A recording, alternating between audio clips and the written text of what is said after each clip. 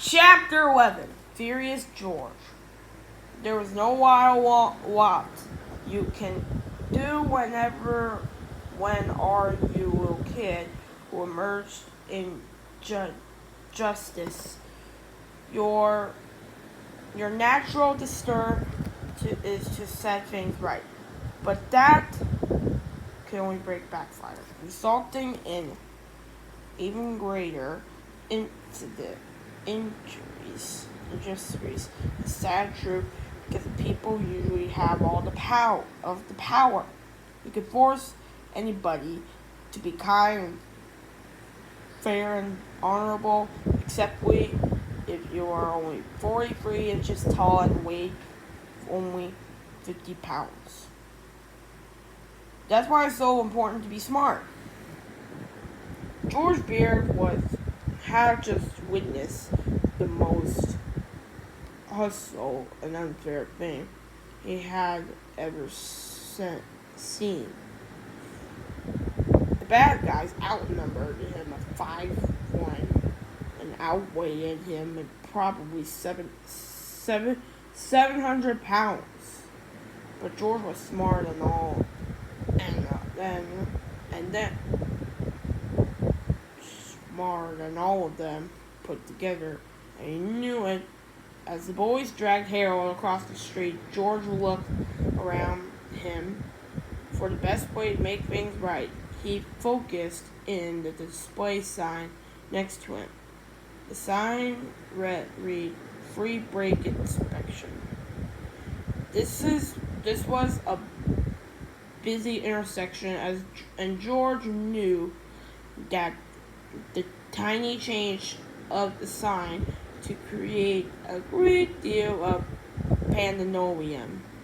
So he reached over the sign and removed the letters K and E from the word brake.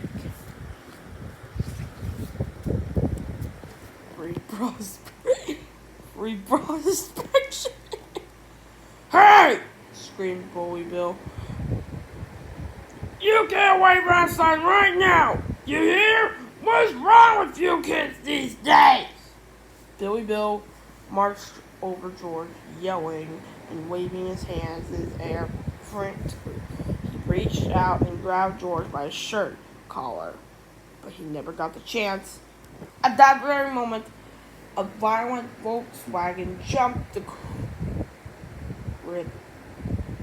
curb and surged up to Billy Bill. The two old ways flew out of the car, screaming on the top of their lungs, "Free brow inspiration!" shouted the driver as he smacked Billy Bill over the head with her purse. "That's offensive! How dare you!" yelled the other way, hitting Billy Bill with her cane. Women are human beings, not toys for you to play with.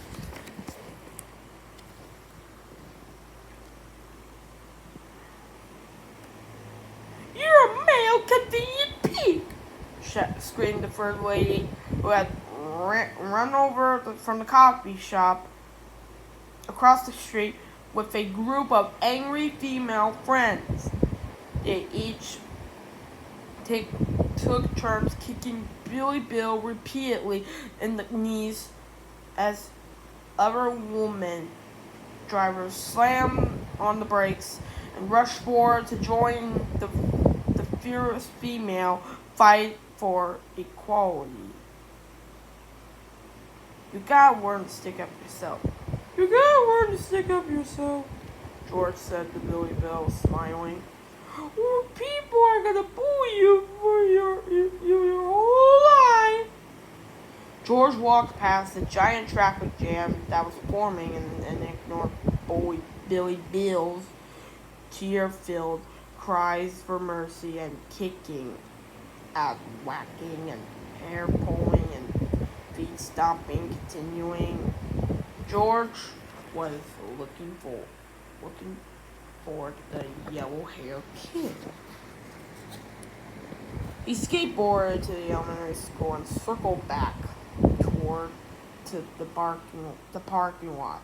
There he saw Kipper and his creepy cohorts laughing and cheering as they tore up Harold's drawings and snapped them each with his pencil in half. "Leave him alone!" shouted George. The sixth grade boys turned and looked at the tiny kindergartner who stood definitely before them. "Ha ha ha!" laughed Kipper. "What you gotta do? What you gotta do if you don't?" "I'm gonna Indiana Jones ya!" George said, as he untied his tie and twirled and tree between his outstretched hands. "Get him!" yelled Kipper. The boys ran for the attack, and George let them have it.